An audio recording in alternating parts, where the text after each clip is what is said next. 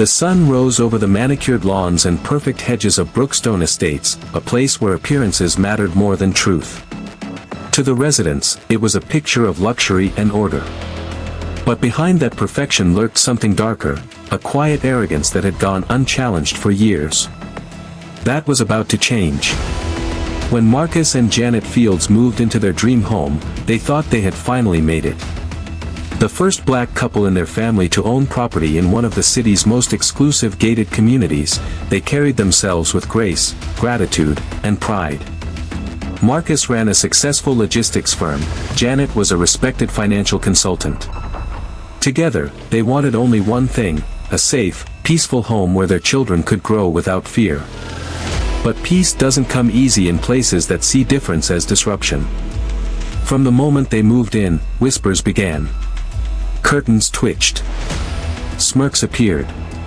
And at the center of it all stood Mr. Howard Crawford, the HOA president, a man who believed the neighborhood belonged to him. He was known for his immaculate lawn, his endless rules, and his talent for making people feel small. At first, it was subtle. A letter claiming their welcome mat violated aesthetic guidelines. A fine for leaving recycling bins out too long. Then another, accusing them of excessive noise when their kids laughed in the backyard. Every week, another warning. Every week, Crawford's smile grew colder. Marcus bit his tongue, reminding himself that dignity often wins louder than anger. But when a bright red notice appeared on their door, mandatory hearing, possible removal from community, he knew this was more than harassment. It was war. At the hearing, the board sat in a row like judges in a courtroom, their expressions dripping with smug authority. Crawford leaned forward, pretending to sound regretful.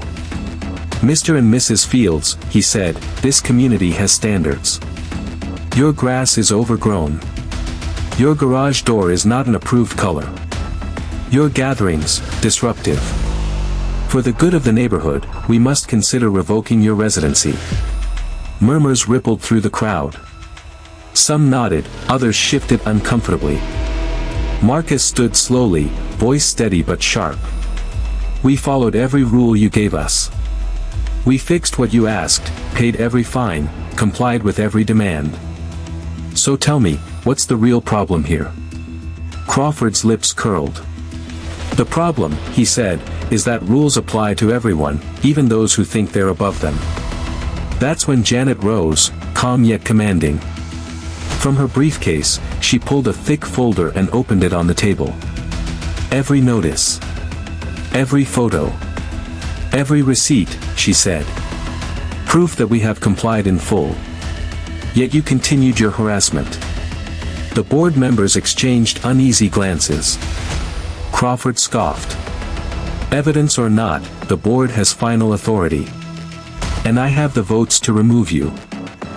Marcus's expression hardened. He leaned forward, his voice cutting through the room. Are you sure you want to do this, Mr. Crawford? Absolutely, Crawford sneered. Marcus reached into his briefcase and pulled out another folder, thicker, heavier. He slid it across the table. Crawford frowned, flipping it open, and his face drained of color. Inside were property records, corporate deeds, and investment contracts bearing Marcus's name. I'm not just a homeowner, Marcus said. I'm one of the primary investors in this entire development. My company owns nearly half the lots here, including 3 of the homes this very board lives in. The room erupted. Gasps, whispers, shock. Crawford's jaw hung open, his authority shattering in an instant. Janet stepped forward, her voice calm but fierce. You tried to use your power to humiliate us. But the truth is, we built this community, literally. You can't evict the foundation. Applause broke out. Neighbors who had once stayed silent now stood and clapped. Some shouted, "Leave them alone." Others demanded Crawford's resignation. The once untouchable president now looked small, cornered, and exposed. Marcus turned to the crowd, his final words ringing like a verdict, "Power doesn't come from titles. It comes from integrity." Justice had been served, or so it seemed. That night, as the family gathered for dinner, laughter finally filled their home again. But just as Janet tucked their children into bed, a cold knock echoed at the door. Marcus opened it to find a black envelope resting on the porch. No return address. No words, just a single photo inside. It showed their daughter playing at the park. And in the corner of the frame, a shadowed figure watching her. Marcus's heart pounded. The smile faded from his face. Someone was still out there, angry, watching, waiting. He turned off the porch light, his reflection barely visible in the glass. "They think they can scare us," he whispered. "But they just started something they'll never finish." Thunder rumbled in the distance as the camera panned toward the darkened street, where a lone car idled, headlights off. The days after the envelope arrived were quiet, too quiet. The Fields' home, once filled with laughter, now sat under the weight of unease.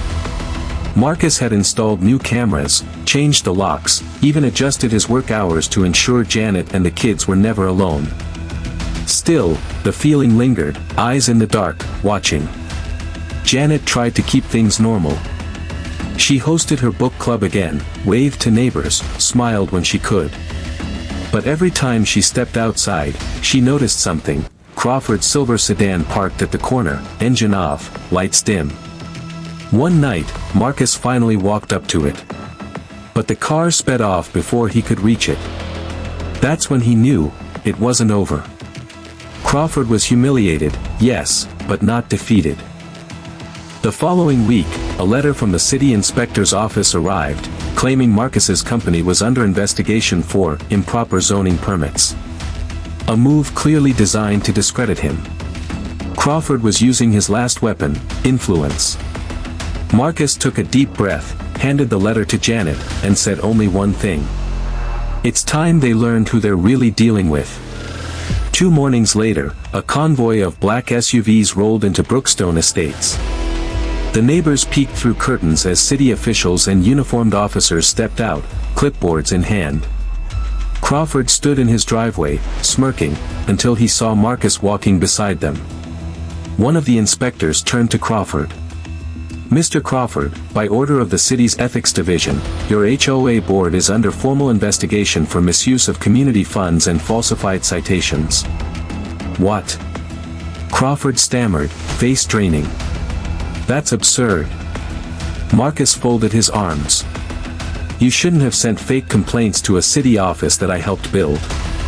It turned out, Marcus wasn't just an investor, he had been recently appointed to the city's Housing Integrity Council, the very agency overseeing HOA accountability. Every fake notice, every violation, every cent misused from the HOA fund had been quietly documented by Marcus and Janet for months. Crawford's composure cracked. "You set me up." Janet stepped forward. "No. You set yourself up. We just turned on the light."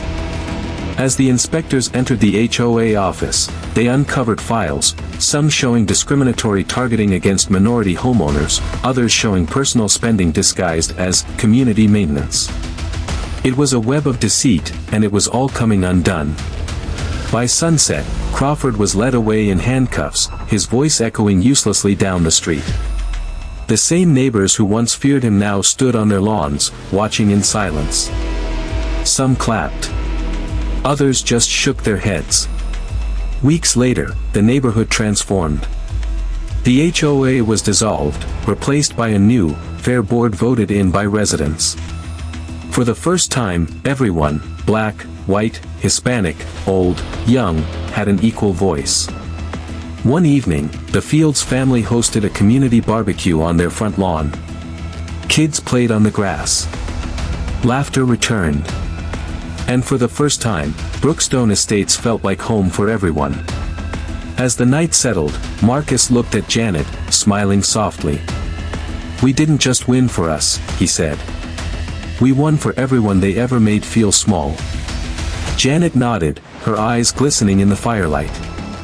"That's the thing about truth," she said. "It might take time, but it always finds its way home." The camera pulled back, showing the glowing homes, the laughter, the peace that had once seemed impossible.